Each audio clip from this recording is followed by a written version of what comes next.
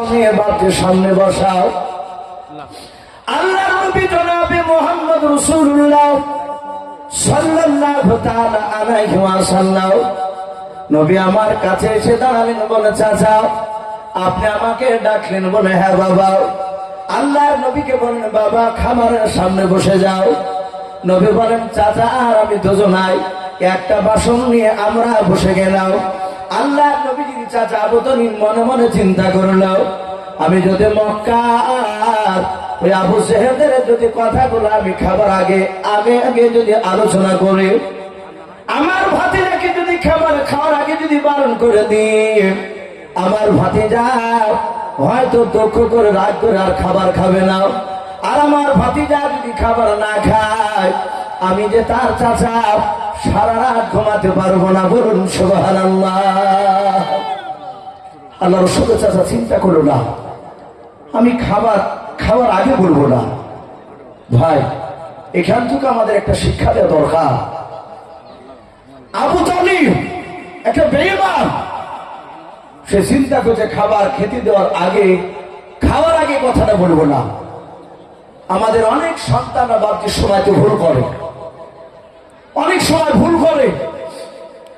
সন্তানের বাপ বাড়ি থেকে বাপজি বের করে দিয়েছে, বেরো বাড়ি থেকে। দেখা গেল বাড়ি থেকে বেরিয়ে গিয়ে পাশে হয় পুকুর পাড়ে, না হলে কোন একটা কারো বাড়ি বাপজি চালা থেকে বসকে গিয়ে বসে, দোকানে বসে আছে। বাপ থাকতে পারবে কিন্তু জনম দুঃখিনী মা থাকতে পারবে না।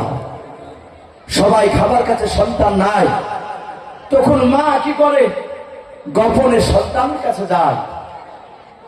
আসলে চলে বাপজি খাবার মুখে নিয়ে খাবারের বাসন নিয়ে গিয়ে হাতে বলেছে বেটা খা। এই অন্যায় কেন করিস? এই দোষগুলো কেন করবি? তোর আব্বা রাগি, তুই তো ভালোই জানিস। বেটা খা, না হলে আমি তোর মা সারা রাত ঘুমাতে পারবো না। যাহাতে বাপজি আপনার খাবার খেতে বসে, আর ওই সময় দেখা যায় তার বাপ জানতে পেরেছে, দড়িয়ে সে রাত করে থাকতে না পেরে ছেলে হয়তো দু তিনবার খাবার মুখে দিয়েছে। আর ওই সময় খাবারের বাসনটা বাপে রাগ করে কেড়ে নেয়। অনেক বাপ আছে কেড়ে নেয় সন্তানের কাছ থেকে। যখন খাবারের বাসনটা কেড়ে নেয় খেতে খেতে, আমার মনে হয় পৃথিবীতে এর চেয়ে বড় অপমান আর হতে পারে না। সন্তানের কাছ থেকে কেড়ে নিলে শয়তান তাদের মাথাতে এসে চেপে যায়। অনেক সময় দেখা যায় গাছের ডালে গলায় দড়ি দিয়ে সে সন্তান চলে বিষ খায়, ছাদ থেকে ঝাঁপ দেয়, রেল লাইনে গলা দেয়, দয়নায় এরকম হয় না? অনেক রাগ করে দিয়ে দেয়। এই জন্য বাপজি সন্তান রাগ করলে ভুল করলে তো আমাদেরই সন্তান, ভুল করলে তাকে রাগ করে আপনি কথা বলেন না, তাকে বুঝিয়ে মধুর সুরে বলো। আল্লাহ কোরআন পাকে শিখে দিয়েছে সন্তানের সাথে কিভাবে কথা বলা যায়।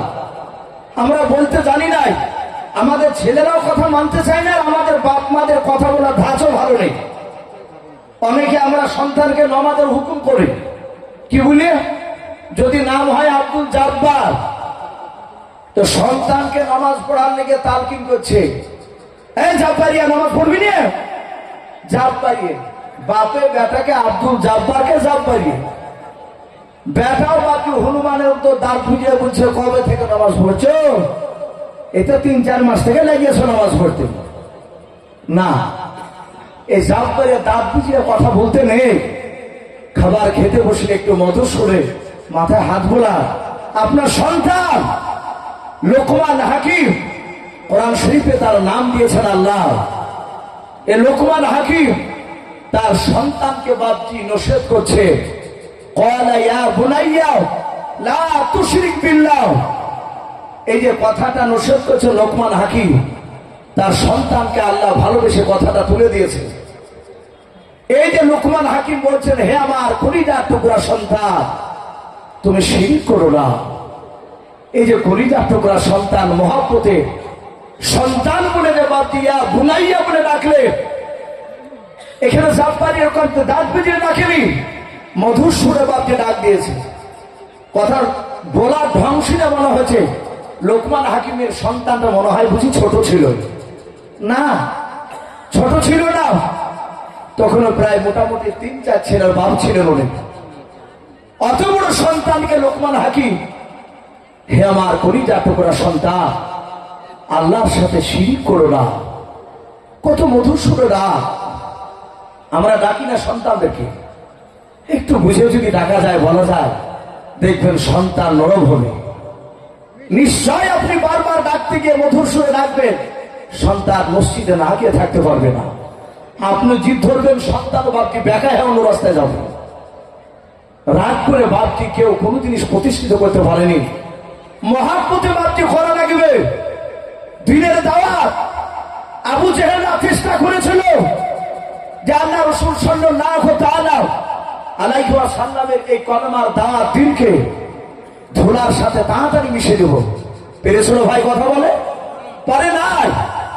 রাসূল মক্কা নগরে কলমার দাওয়াত দিতে লাগলে আবু জেহেল দেখলো মুহাম্মদ সাল্লাল্লাহু আলাইহি ওয়াসাল্লাম যেই দিকে যাবে সেই দিকে আমরা যাবো। গান শুরু। মুহাম্মদ সাল্লাল্লাহু আলাইহি ওয়াসাল্লাম যে লোকটার কাছে যাবে, নতুন লোকের কাছে, মুহাম্মদ সাল্লাল্লাহু আলাইহি ওয়াসাল্লাম যাওয়ার আগেই আমরা গিয়ে তার কানে মুহাম্মদ সাল্লাল্লাহু আলাইহি ওয়াসাল্লাম খারাপ এটা প্রচার করে দেব। তাহলে নবীর কথা শুনবে না। আপনারা শুনেছেন তাফসীরে বাদ যে আপনার মার